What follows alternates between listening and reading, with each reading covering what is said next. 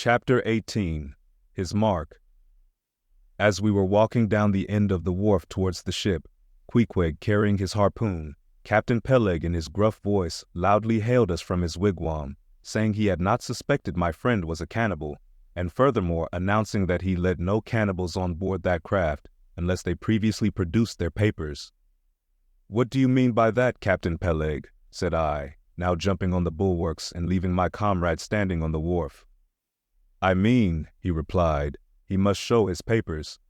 "Yes," said Captain Pequod in his hollow voice, sticking his head from behind Peleg's out of the wigwam. "He must show that he's converted. Son of darkness," he added, turning to Queequeg, "art thou at present in communion with any Christian church?" "Why," said I, "he's a member of the First Congregational Church." Here be it said that many tattooed savages sailing in Nantucket ships at last come to be converted into the churches. "First Congregational Church," cried Pequod. "What, that worships in Deacon Deuteronomy Coleman's meeting house?" And so saying, taking out his spectacles, he rubbed them with his great yellow bandana handkerchief, and putting them on very carefully, came out of the wigwam, and leaning stiffly over the bulwarks, took a good long look at Queequeg. "How long hath he been a member?" He then said, turning to me, "Not very long, I rather guess, young man." "No," said Peleg, "and he hasn't been baptized right either, or it would have washed some of that devil's blue off his face." "Do tell now," cried Pequod, "is this Philistine a regular member of Deacon Deuteronomy's meeting? I never saw him going there, and I pass it every Lord's Day." "I don't know anything about Deacon Deuteronomy or his meeting," said I. "All I know is that Queequeg here is a born member of the First Congregational Church. He is a deacon himself, Queequeg is." "Young man," said Pequod sternly, "thou art skylarking with me. Explain thyself, thou young Hittite. What church dost thee mean? Answer me." Finding myself thus hard pushed, I replied, "I mean, sir, the same ancient Catholic church to which you and I, and Captain Peleg there, and Queequeg here, and all of us, and every mother's son and soul of us belong, the great and everlasting first congregation of this whole worshipping world. We all belong to that. Only some of us cherish some queer crotchets, no ways touching the grand belief in that we all join hands." "Splice, thou meanst splice hands," cried Peleg, drawing nearer. "Young man, you'd better ship for a missionary instead of a foremast hand. I never heard a better sermon. Deacon Deuteronomy, why Father Mapple himself couldn't beat it, and he's reckoned something. Come aboard, never mind about the papers. I say, tell Quahog there, what's that you call him? Tell Quahog to step along. By the great anchor, what a harpoon he's got there. Looks like good stuff that, and he handles it about right. I say, Quahog, or whatever your name is, did you ever stand in the head of a whaleboat? Did you ever strike a fish?" Without saying a word, Queequeg, in his wild sort of way, jumped upon the bulwarks, from thence into the bows of one of the whaleboats hanging to the side, and then bracing his left knee, and poising his harpoon, cried out in some such way as this: "Captain, you see him small drop tar on water dare? You see him? Well, s'pose him one whale eye well den." And taking sharp aim at it, he darted the iron right over old Pequod's broad brim, clean across the ship's decks, and struck the glistening tar spot out of sight. "Now," said Queequeg, quietly hauling in the line, "s'pose him welly eye? Why, dad well dead." "Quick, Pequod," said Peleg, his partner, who, aghast at the close vicinity of the flying harpoon, had retreated towards the cabin gangway. "Quick, I say, you Pequod, and get the ship's papers. We must have Quahog, in one of our boats. Look ye, Quahog, we'll give ye the 90th lay, and that's more than ever was given a harpooneer yet out of Nantucket." So down we went into the cabin, and to my great joy, Queequeg was soon enrolled among the same ship's company to which I myself belonged.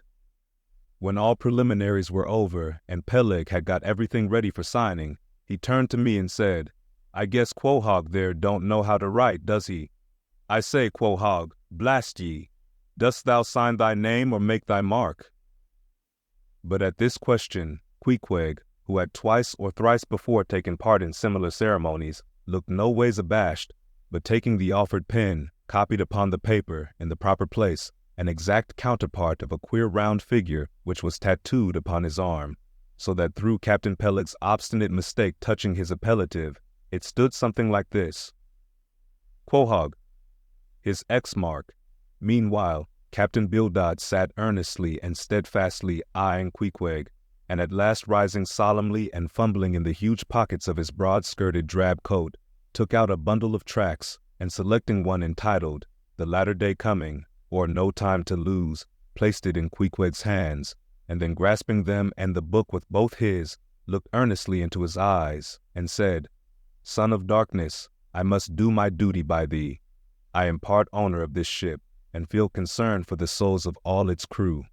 If thou still clingest to thy pagan ways, which I sadly fear, I beseech thee, remain not for aye a Belial bondsman.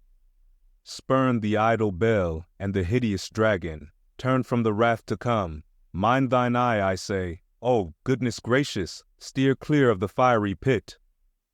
Something of the salt sea yet lingered in old Bildad's language, heterogeneously mixed with scriptural and domestic phrases. Avast there, Bildad! Avast now, spoiling our harpooneer, cried Peleg. Pious harpooneers never make good voyagers. It takes the shark out of 'em. No harpooneer is worth a straw who ain't pretty sharkish. There was young Nat Swain, once the bravest boat-header out of all Nantucket and the Vineyard. He joined the meeting and never came to good. He got so frightened about his plaguey soul that he shrinked and sheered away from whales for fear of afterclaps in case he got stove and went to Davy Jones. Peleg, said Bildad, lifting his eyes and hands, thou thyself, as I myself, hast seen many a perilous time. Thou knowest, Peleg, what it is to have the fear of death. How then canst thou prate in this ungodly guise? Thou belliest thine own heart, Peleg. Tell me, when this same Pequod here had her 3 masts overboard in that typhoon on Japan, that same voyage when thou went mate with Captain Ahab, didst thou not think of death and the judgment then? Hear him now, cried Peleg, marching across the cabin and thrusting his hands far down into his pockets. Hear him, all of ye. Think of that, when every moment we thought the ship would sink, death and the judgment then. What? With all 3 masts making such an everlasting thundering against the side, and every sea breaking over us, fore and aft, think of death and the judgment then? No time to think about death then. Life was what Captain Ahab and I was thinking of, and how to save all hands, how to rig jury masts, how to get into the nearest port. That was what I was thinking of. Bildad said no more, but buttoning up his coat, stalked on deck, where we followed him. There he stood, very quietly overlooking some sailmakers who were mending a topsail in the waist. Now and then he stooped to pick up a patch or save an end of tarred twine, which otherwise might have been wasted. Speed up your reading and enhance your memory with Moby Dick by your side. Choose the tactile joy of a physical book or the convenience of Kindle, and discover a deeper way to dive into this classic. Pairing the audiobook with the text takes your understanding and retention to the next level. Ready to transform your literary experience? Check the link in the description and pick the perfect format for you. With EchoTales Audiobooks, Moby Dick awaits. Dive deeper, read faster, remember more. Get your book now.